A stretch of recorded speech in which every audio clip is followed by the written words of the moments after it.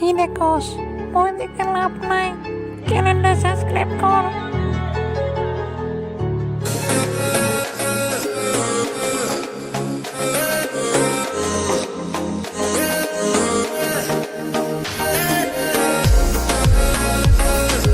পৃথিবীর সবচেয়ে প্রাচীন শিল্প হলো কাদামাটি শিল্প। এর সুন্দর একটি নাম আছে, মৃৎশিল্প। মৃৎ মানে মাটি, মাটির একটি শিল্পকে তাই মৃৎশিল্প বলে। আগুন আবিষ্কারের আগে মানুষ কাঁচা খাবার খেত। আগুনের ব্যবহার শেখার পর রান্নাটাও শিখল।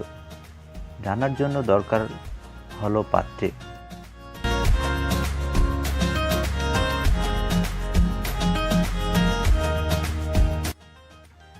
আমাদের উপমহাদেশে সর্বপ্রথম মৃৎশিল্পের নিদর্শন পাওয়া যায় মহেঞ্জোদারো ও হরপ্পা সম্পদে।